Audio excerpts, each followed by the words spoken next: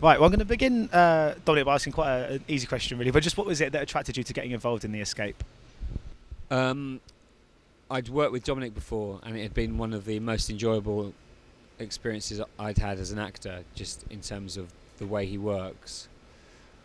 Um, yeah, you're given a very brief kind of idea of what he wants to achieve in a scene, and then you have to adapt and create and develop a character within that you think will work within that scene. And it's frightening, and sometimes it doesn't work, but I think he's kind of he has this wonderful way in which he makes you feel confident and daring, and you have the ability to take risks. And sometimes the kind of, you're restricted by a script because they're not necessarily your words, and when you have the opportunity to completely immerse yourself in a character and then feel your way through a scene, and how that character would talk and what he would do in that moment, it's it makes you feel very free, and you often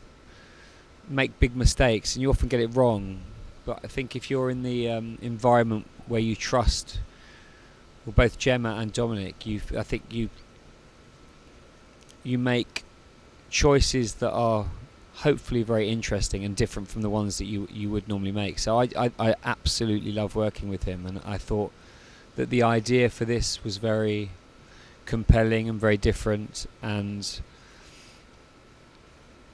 yeah, it was a reflection of a family and the difficulty in relationships and bringing up children, and how a relationship develops over time. And the character I play has no real ability to deal with it, or he doesn't have the tools to facilitate her needs, and you see it a lot, and it's heartbreaking, really. And so for all those reasons, I was desperate, and I was doing a play at the time, and I was going off and shooting for like 4 hours a day, and then having to go and do a play in the evening.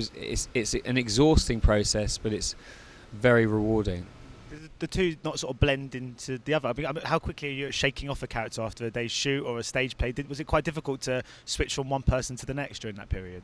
Sometimes it was. Sometimes he'd often ask you to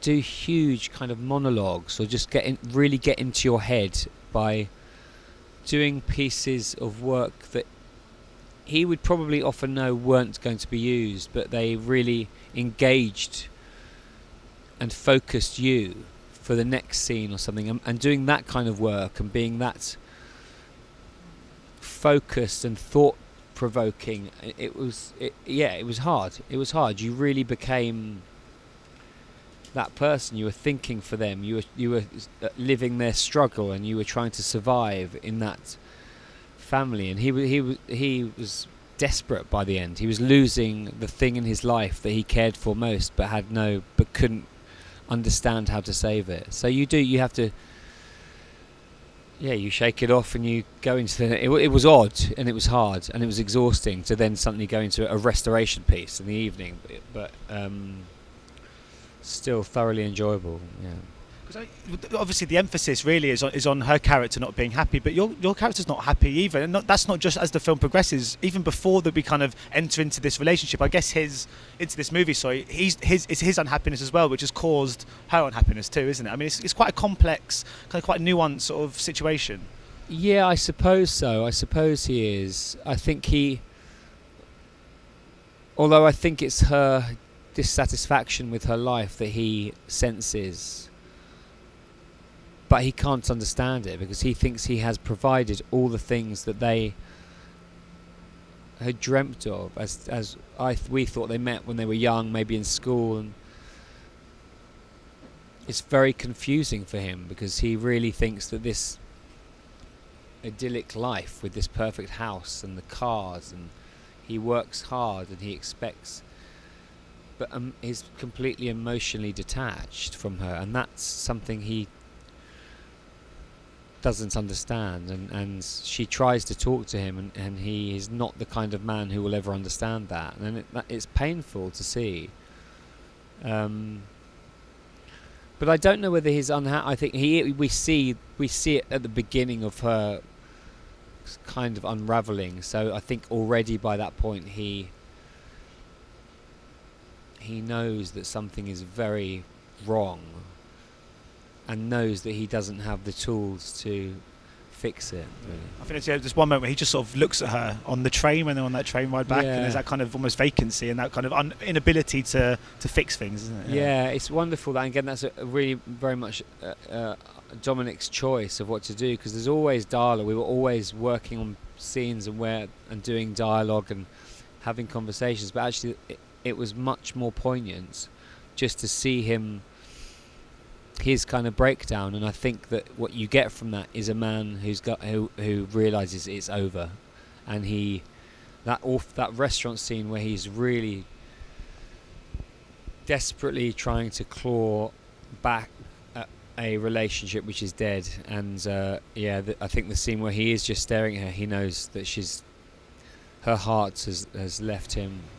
And of course, even though the themes in this movie are probably more resonant to people like us, as opposed to, say, if you're doing Preacher or Strata, which are more kind of overtly sort of cinematic productions, is this still sometimes more challenging as an actor to portray, because it almost is so real? Is it harder to connect to those emotions when they are that attached to us?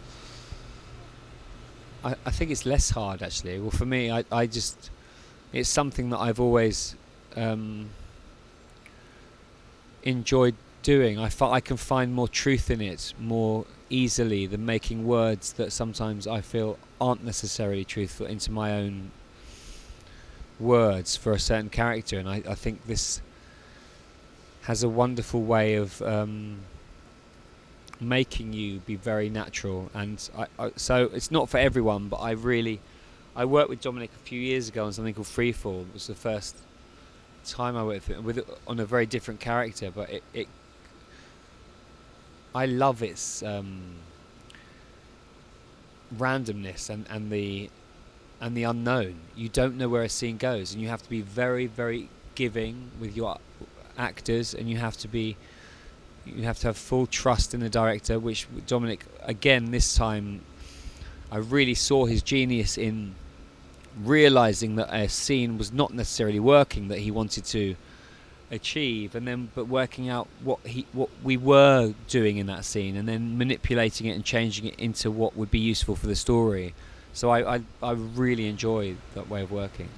And obviously, it's hard to speak to you and not talk about Gemma Arterton, because in terms of, you have to, it's real two hands. Obviously, this movie. I mean, it must be so much easier to work and to bring out the best in your own performance when you're opposite someone as brilliant as she is. Yeah, of course. It's you can only be as good as the person that you're working opposite, and I think again, us two having known each other for so long, and you have to be really bold and take big risks and not to feel inhibited or scared. So we knew each other and we were good friends. And she's brilliant. And you watch one another and you're proud of what each other can achieve. So do you think that having a pre-established friendship can benefit these performances? Or do you think almost in some ways there could be a hindrance? Because you think, could it almost be better sometimes to meet someone almost for the first time for a project like this? No, I think it's helpful to know and trust. Because you're just more prepared to take risks and make a fool of yourself, and someone who doesn't judge, and she just doesn't judge. So for that reason, I think it's much better. And you've spoken obviously about the freedom that Dominic gave you. Was that extend to improvisation? I know you obviously there was a script in place, but did he really let you just anything? You got a very brief outline of what he wanted to achieve in the scene, and then you just went, you did anything you thought. You found yourself in this family situation and you just tried anything out, and it was wonderful. And sometimes it was terrible, but most of the time it worked really well. And have you got a place that is there a specific place in the world where you go to clear your head if it ever came to a situation where you just wanted to get away for a bit? And I have places that I go to, or things that I do. Probably shouldn't ask. I don't want anyone to know. Yeah. But there are, of course, because we all feel that pressure and we all want to escape, and it's there's times when we do just need to clear our head. Yeah. And I just wanted to, obviously you've got some exciting projects coming up. There's Mamma Mia 2. which we're looking forward to. But when did you find out that there was going to be a sort of sequel for that, and was it something that you were just instantly quite keen to do, because the first was such a riot?